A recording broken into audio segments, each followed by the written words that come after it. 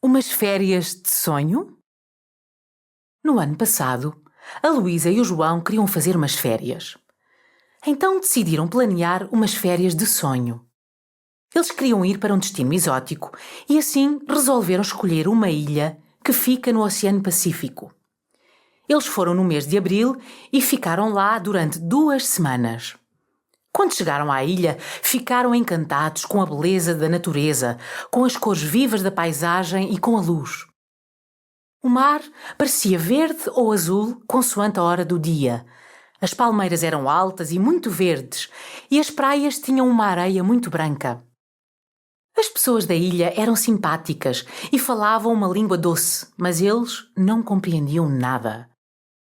Todos os dias eles iam à praia e enquanto a Luísa apanhava sol, o João bebia um sumo de papaya e comia os doces típicos do local. Um dia, eles estavam a descansar ao sol quando ouviram um grito. Olharam para o mar e viram um tubarão que se aproximava de um homem. O homem estava a nadar quando o tubarão o atacou. A Luísa e o João começaram a gritar e ficaram horrorizados com o ataque do tubarão. A polícia chegou rapidamente e enquanto as pessoas olhavam para o mar, a polícia tentava tirar o homem da água. Felizmente, o homem estava vivo e não morreu por causa do ataque do tubarão. As férias da Luísa e do João acabaram e eles tinham uma história incrível para contar aos amigos. Umas férias de sonho?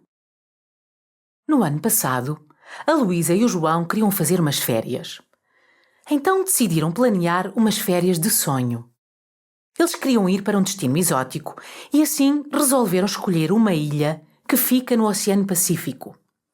Eles foram no mês de abril e ficaram lá durante 2 semanas. Quando chegaram à ilha, ficaram encantados com a beleza da natureza, com as cores vivas da paisagem e com a luz. O mar parecia verde ou azul consoante a hora do dia. As palmeiras eram altas e muito verdes e as praias tinham uma areia muito branca.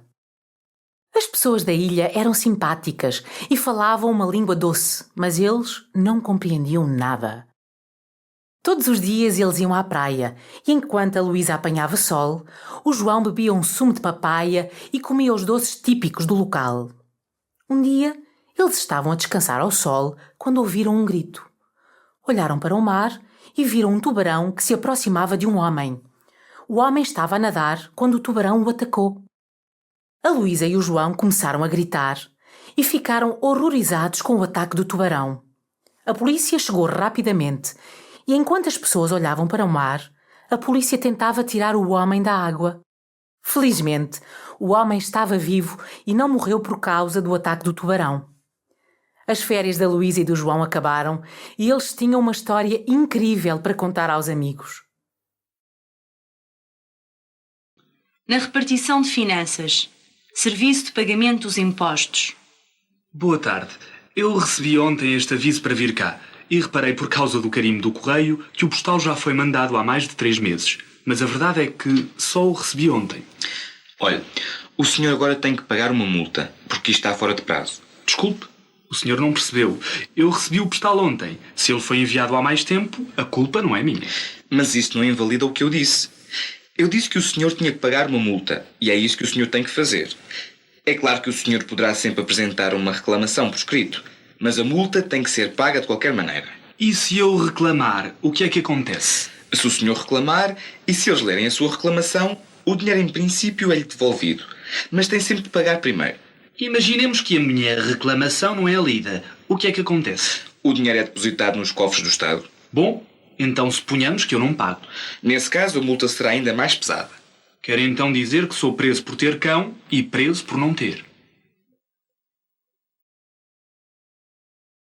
Na repartição de finanças, serviço de pagamento dos impostos. Boa tarde. Eu recebi ontem este aviso para vir cá e reparei por causa do carimbo do correio que o postal já foi mandado há mais de 3 meses. Mas a verdade é que só o recebi ontem. Olha, o senhor agora tem que pagar uma multa, porque isto está fora de prazo. Desculpe, o senhor não percebeu. Eu recebi o postal ontem. Se ele foi enviado há mais tempo, a culpa não é minha.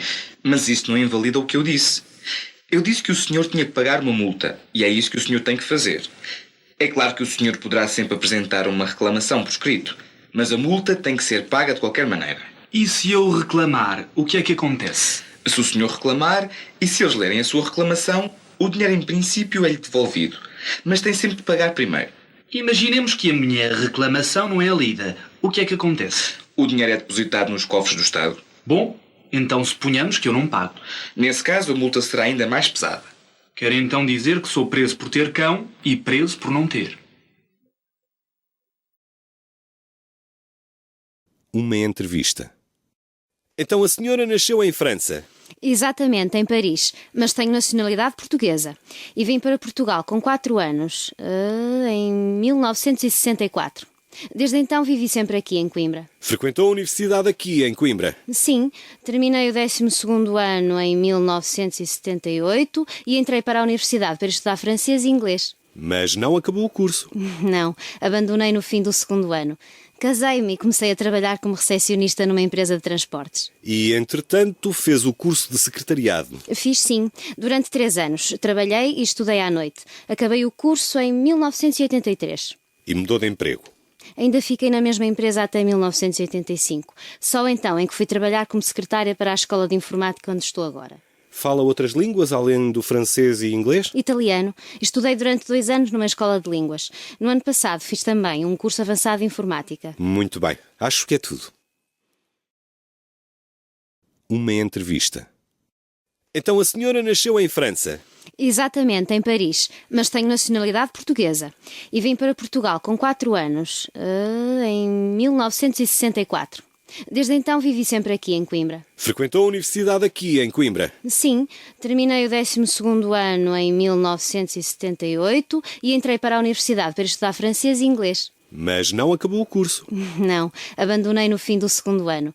Casei-me e comecei a trabalhar como recepcionista numa empresa de transportes. E, entretanto, fez o curso de secretariado. Fiz sim, durante 3 anos. Trabalhei e estudei à noite. Acabei o curso em 1983.